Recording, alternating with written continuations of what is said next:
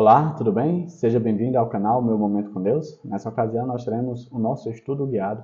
Nós vamos encerrar mais uma semana, a 10ª semana, e nós temos percebido que a cada dia esse estudo ele tem sido uma verdadeira bênção para cada um de nós, pois não apenas nos alimenta espiritualmente, mas também nos apresenta o caminho que conduz à vida eterna. E esse caminho é por meio de muito ensinamento, pois se não tivermos esse ensinamento, com muita facilidade, eu e você poderemos ser enganados pelo poder do mal. Bom, antes de nós fazermos aquela nossa breve recapitulação, darmos ali uma pincelada no que foi estudado, se você quiser ter mais profundidade, você pode ver aí os vídeos que já foram gravados durante a semana e assim ter um apanhado mais, podemos dizer assim, detalhado, melhor, tá certo? Então, sem muitas delongas, eu quero convidar você a buscar a presença de Deus para orar e logo em seguida irmos para o nosso estudo guiado. Esse estudo que está dentro do contexto geral do grande conflito. Então vamos orar? Senhor Deus, que estás nos céus, obrigado por mais uma oportunidade de buscar a Tua presença, buscar a Tua face por meio desse estudo, Pai. Esse estudo que é maravilhoso. Às vezes nós somos instigados a fazer outras coisas e às vezes deixamos de fazer o Teu estudo. Mas nessa ocasião que o Teu Santo Espírito não apenas nos convide, mas que reforce esse convite e que possa trazer luz à nossa mente, para que a gente possa entender o quão importante e valioso é ter esse momento contigo. Perdoa os nossos pecados. Dá-nos o teu santo bom Espírito. É isso que nós te pedimos, em nome de Jesus Cristo. Amém. Pois muito bem, essa é a 10ª semana do nosso estudo guiado. Nós começamos com o tema Espiritualismo Exposto. A gente viu durante toda a semana o que é que muitas vezes está acontecendo e que os nossos olhos têm ignorado. Por exemplo, o verso que foi apresentado hoje, ou no sábado, o verso para memorizar, está lá em 1 Tessalonicenses 4, versículo 16 e 17, diz assim: Porque o Senhor mesmo, dada a sua palavra de ordem, ouvida a voz do arcanjo e ressoada a trombeta de Deus, descerá dos céus, e os mortos em Cristo ressuscitarão primeiro. Depois nós, os vivos, os que ficarmos, seremos arrebatados juntamente com eles, entre nuvens para o encontro com o Senhor nos ares, e assim estaremos para sempre com o Senhor. Davi, o que é que tem de importante aqui que esteja alicerçado com o estudo do sábado? Veja qual é a doutrina, a verdade bíblica apresentada nesse verso. Ele diz o seguinte: olha, quando chegar o momento da volta do Senhor, quando Jesus aparecer no céu, nas suas nuvens, rodeado de milhões e milhões de anjos, todo o seu exército angelical, o que é que vai acontecer? Primeiro, aqueles que estão mortos, aqueles que estão dormindo no pó da terra, eles irão ressuscitar. E se eles vão ressuscitar, então aquela premissa que Satanás trouxe ali no contexto edênico para Eva, de que certamente não morrerão, é falso. E de fato é isso mesmo.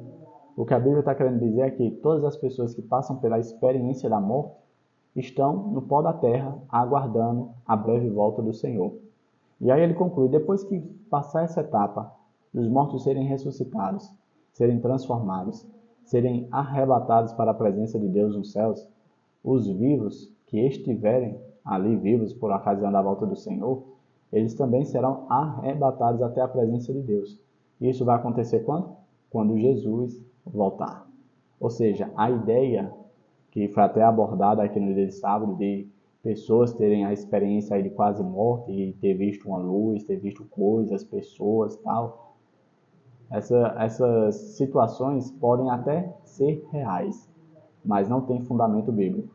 Ou seja, por não ter base bíblica, nós não podemos entender que seja algo que seja da vontade de Deus, mas sim que existe um agente por trás tentando enganar, tentando trazer algo que não é aquilo que diz o Senhor. No dia de domingo foi apresentado o tema As Consequências Mortais do Espiritualismo. Para você ter uma ideia, essas doutrinas sobre espiritismo, sobre vida após a morte, elas entraram na igreja quando começou a ler o movimento da igreja ceder espaço para o paganismo. Como foi, Davi, que aconteceu isso? A igreja tentando se socializar com as pessoas pagãs, ou seja, com as pessoas que não pertenciam à igreja, tentando ali ser mais acessível, ser bem vista, né, pelas outras pessoas para aderir novos membros, ela começou a flexibilizar algumas coisas, deixar a coisa mais solta, mais simples, mais dinâmica. E aí, quando afrouxaram as rédeas, os pagãos começaram a entrar na igreja. Só que junto com a entrada dos pagãos, também veio a lei, os seus costumes, as suas culturas, a sua maneira de adorar, a sua maneira de fazer a sua falsa adoração. E uma das coisas que adentrou dentro do cristianismo foi essa ideia errada, que foi promulgada por Satanás lá no princípio de tudo, que as pessoas quando morrem, elas não morrem de fato. Elas passam por algumas experiências, elas evoluem, elas encarnam em outras pessoas, em outras coisas, em outros bichos, animais, flores. Elas vão para o seio de Abraão, elas vão para o céu, elas vão para o purgatório, elas vão para o inferno. Ou seja, tudo que não está na Bíblia. E a gente fica se perguntando, meu Deus, de onde surgiu isso? Como foi que essas coisas passaram a fazer parte da nossa realidade e aprendizagem? Porque eu cresci aprendendo isso. Mas aí quando a gente vai para a Bíblia, procurar na Bíblia, a gente vê que não tem nada disso na Bíblia. Davi, quais são as consequências mortais? As consequências mortais é eu e você nos tornarmos escravos de uma falácia satânica. Em outras palavras, sermos enganados e por meio desse engano perdemos a nossa vida eterna. Porque não apenas nós seremos escravos de Satanás, nós também teremos uma ideia equivocada a respeito de Deus e de seu caráter. No dia de segunda, nós tivemos o tema Morte no Antigo Testamento. E nesse dia foi apresentado vários versos que falam sobre a respeito da morte, como a morte é vista, como a morte é interpretada. Um dos versos, por exemplo, fala na lei de Jó. Jó viu que naquela triste situação a qual ele estava passando, que provavelmente ele iria morrer, que não tinha muita coisa para acontecer não. A vida dele estava definhando a ponto que ele considerou, não, eu vou morrer. Eu não vou melhorar, as coisas não estão melhorando, as coisas não estão passando e eu vou morrer. Mas eu sei que no teu grande dia, Senhor, o Senhor vai me acordar. E eu te pergunto, uma pessoa que é acordada é porque ela estava dormindo?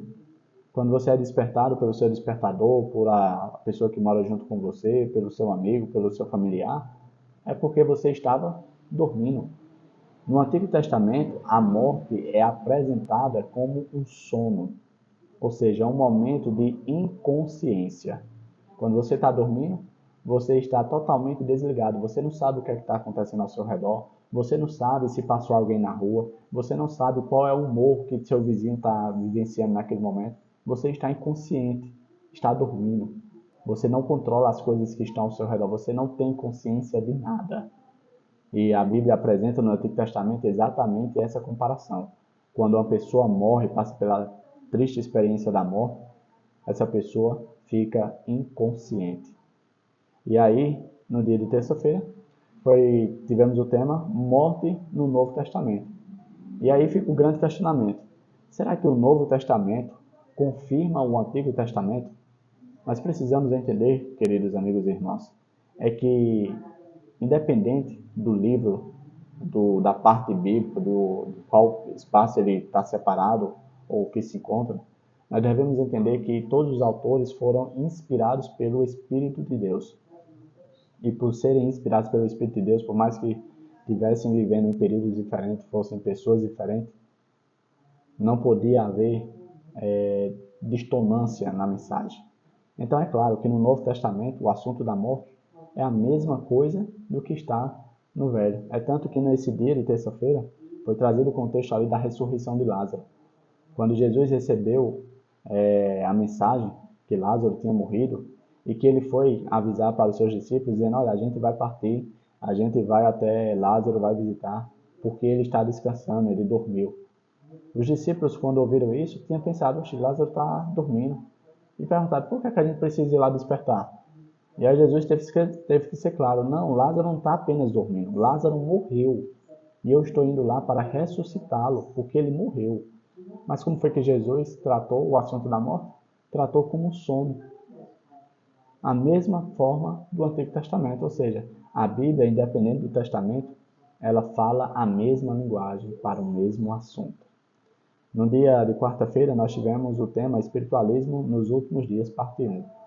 Nesse dia foi apresentado como ou o que iria acontecer e que eu e você precisamos estar apercebidos desses eventos que antecedem a volta do Senhor, para vermos o quão perigoso é darmos margem e brecha para esse tipo de assunto. Que assunto, Davi? Assuntos enganosos de Satanás. A Bíblia fala que nos últimos dias, Satanás, juntamente com os seus demônios, os seus anjos caídos, irão ter poder para fazer grandes coisas, prodígios e sinais. Com que propósito? Enganar os eleitos de Deus, trazer engano, trazer dúvida. E a gente tem visto exatamente isso.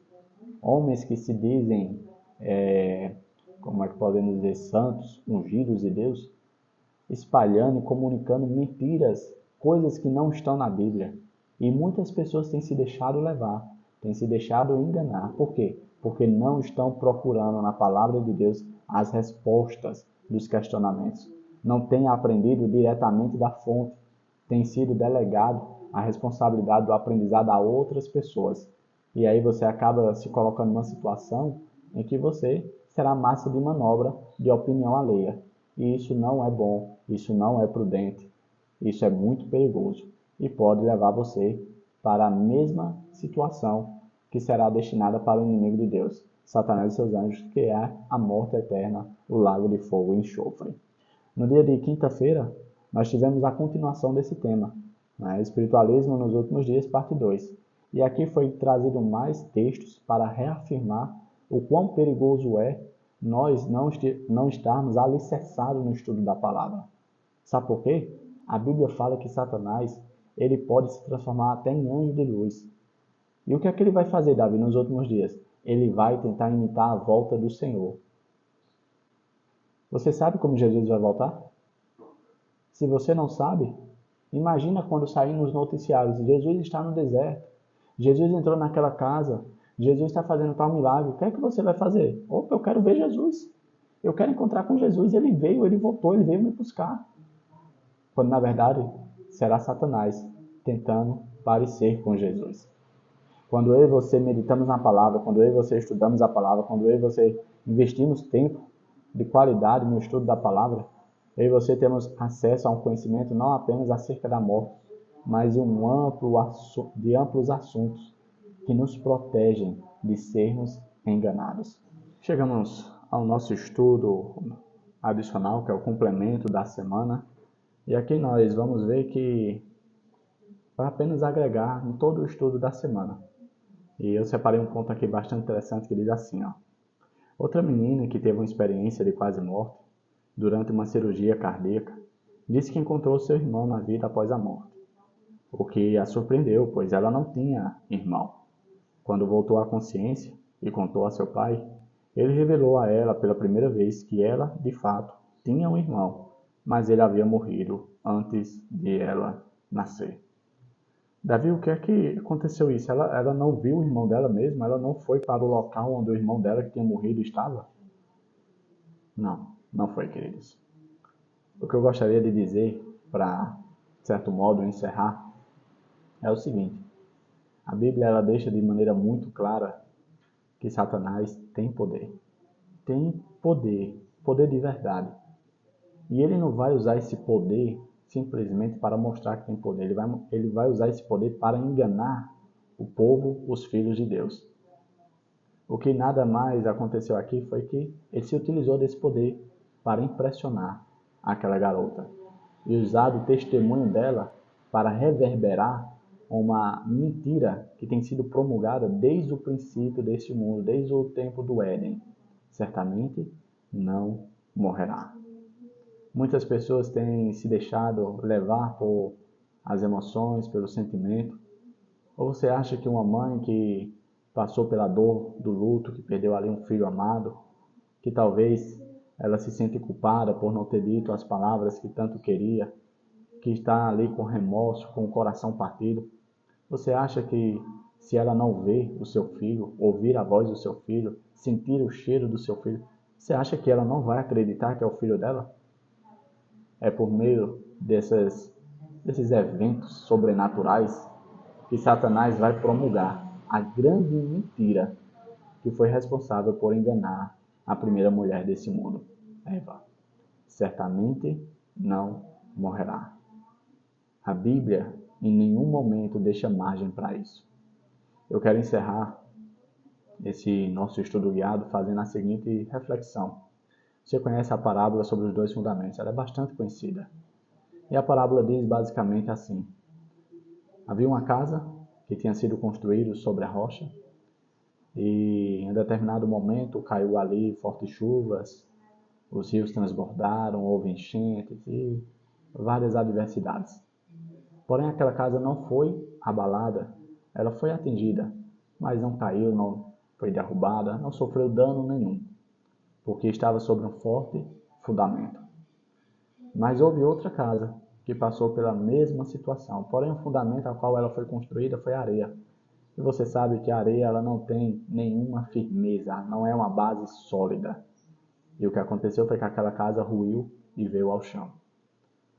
O que Jesus estava querendo dizer com essa parábola é o seguinte: não basta você conhecer a palavra de Deus, você saber o que é certo e errado, se você não viver à luz da palavra. Satanás vai usar o seu poder nos últimos momentos da história desse mundo para enganar. E ele não vai fazer pouca coisa. Ele vai tentar imitar Jesus, ele vai se transformar em anjo de luz, ele vai usar aquilo que pode nos atingir. Ou seja, ele sabe qual é o meu e o seu ponto fraco.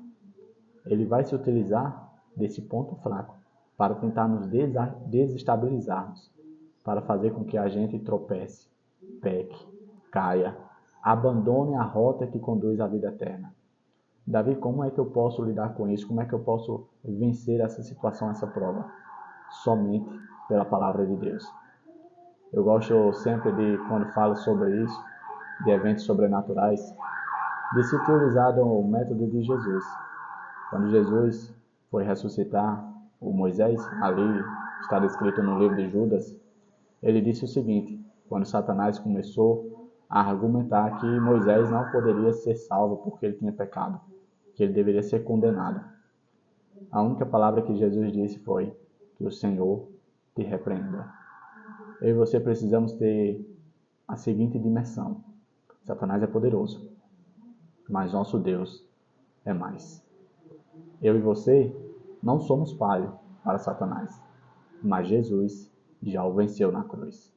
E pelo poder de Jesus, ele será repreendido, agora e para sempre.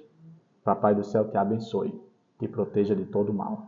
Que, claro, te traga aqui amanhã novamente, porque amanhã nós vamos iniciar um novo estudo, uma nova lição, que vai trazer assuntos importantíssimos para a minha e sua vida espiritual. Assuntos que vão nos ajudar a continuar trilhando o caminho, a rota que conduz à vida eterna.